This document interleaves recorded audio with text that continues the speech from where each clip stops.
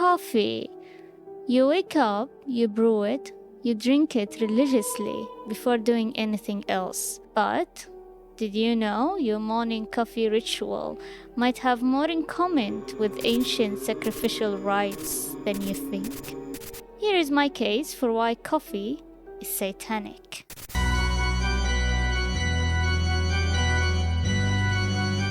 Let's break it down. You wake up half dead, you light the fire, you grain the sacred bean, you pour boiling water into your favorite mug, the one you'd punch someone if they used it. Then you take that first sip like it's the elixir of life. That's not just making coffee, that is a ritual. You repeat the same steps every single morning like clockwork.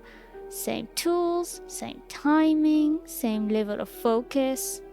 You're not just trying to wake up, you're transforming yourself. You're doing elemental magic, by the way. Fire, heat, water, obviously, earth, those precious beans, air, rising steam, and your morning sigh.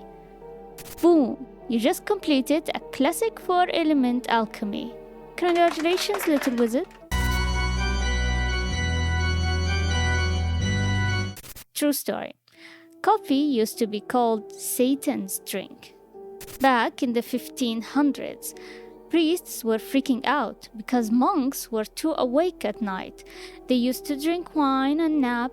Now they're chugging espresso and asking deep theological questions no one wanted to answer. Even the Pope called it the devil's drink. He considered banning it outright, but first he took a sip and went, actually, this slaps. So instead of banning it, he blessed it. But the nickname stuck. And let's be real, when something gets banned by both religious leaders and the governments, it's probably either really evil or really fun. And guess what coffee does? It wakes you up, make you think, make you act, which, if you ask any old church council, it's basically demonic behavior.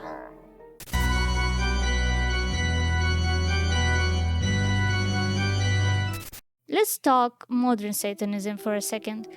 Not the goat head in a basement stuff, I'm talking about the actual philosophy, the good stuff.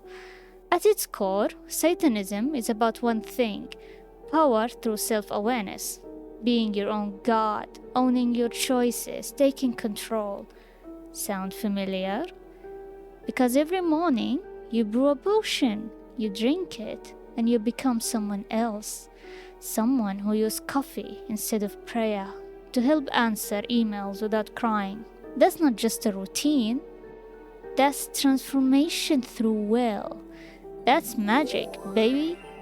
You don't pray to a higher power, you make your own power in a mug.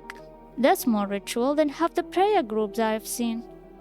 Not saying coffee is evil, but the act of preparing and consuming it alone, with intention, for power or clarity, every single day, is essentially a ritual of transformation, a small dark prayer to self-awakening. I've made my case. What's your coffee ritual? Are you a one-sip demon or a full-brewed warlock? Comment below. See you next week. And with that, the lights goes off.